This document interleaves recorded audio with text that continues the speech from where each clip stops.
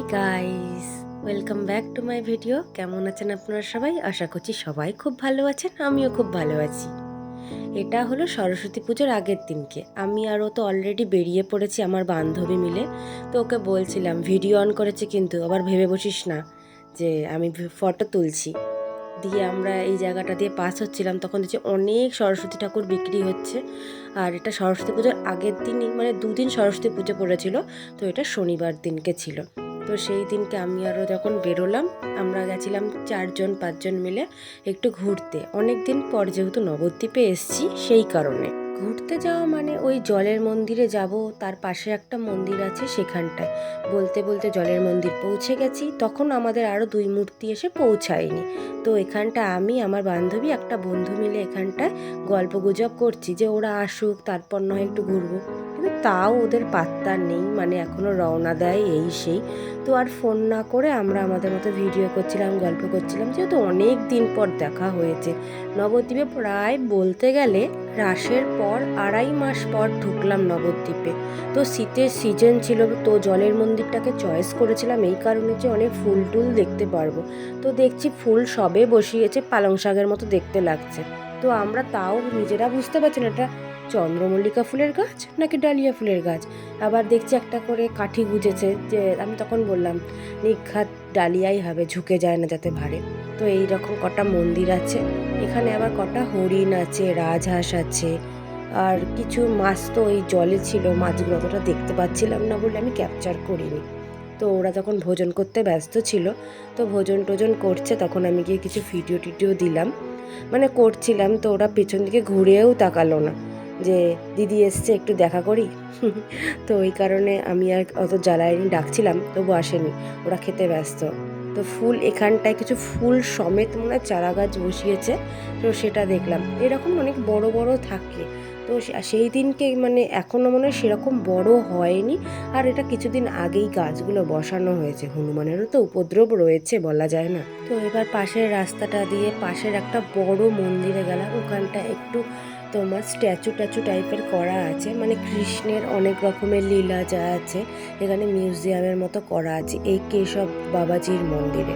তো এখানটায় গেলাম, জুতো টুতো রেখে ভেতরে ঢুকলাম। তো ঠাকুরটার ফটো আর ভিডিও কিছু করিনি, ভয়ে করিনি। দেখা গেল বলা যায় না, কেউ বলে উঠলো যে এখানে ভিডিও করা অ্যালাউ নেই বা এটা অ্যালাউ নেই। তো তবুও ওই কেশব বাবাজির মন্দিরের ভেতরে যে এখানটায় যাব, মানে মিউজিয়ামটায়, ওখানটা আমি ভেবেছিলাম আগে যেমন টাকা ছাড়াই যেতাম, তো এখন 10 টাকা করে পার হেড করে দিয়েছে। এটা আমার কাছে পুরোপুরি নতুন, আমি ওখানটা এর আগে অনেকবার গিয়েছি। 10 টাকা না, একটা পয়সাও নেয়নি কোনো কারণে। এখন ঢুকতে গিয়ে বলছে 10 টাকা করে টিকিট হয়ে গেছে। তো আর কি দেওয়া।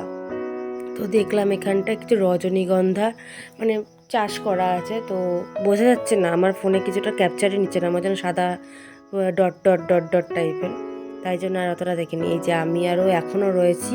তো আরও দুটো বান্ধবী একটু পর এসে ঢুকেছে, অন্ধকার অন্ধকার হয়ে গেছিলো। তো আমরা আর কি বলবো, আমি আর ও যা গল্প করেছি দুজন মিলে।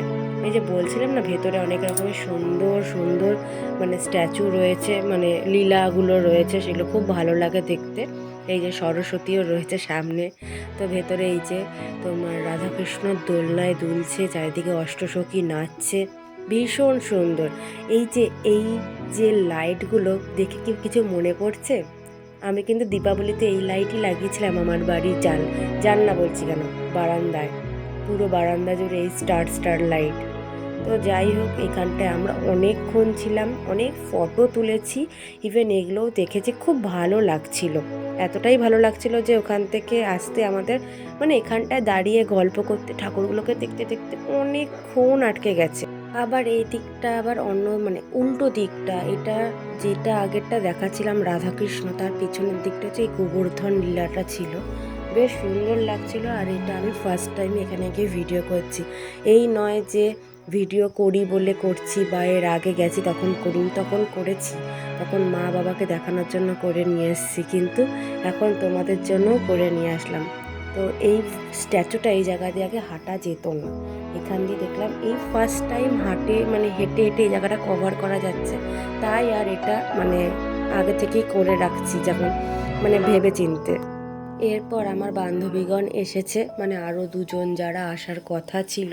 তো তারা আসার পর তো মানে আর ভিডিও টিডিও তেমন করা হয়নি। এই জায়গাটা থেকে কেমন পুরোটা লাগে, তো এইখানটায় যেমন এই জায়গাটা রয়েছে, এর অপোজিটটাই রয়েছে হচ্ছে ওই গোবর্ধন লীলাটা, বেশ সুন্দর। এই যে ও দাঁড়িয়ে রয়েছে ঠিক ওই যে ওই গম্বুজটার পিছনে, এই যে বা এখানটায় সবাই মিলে রয়েছে।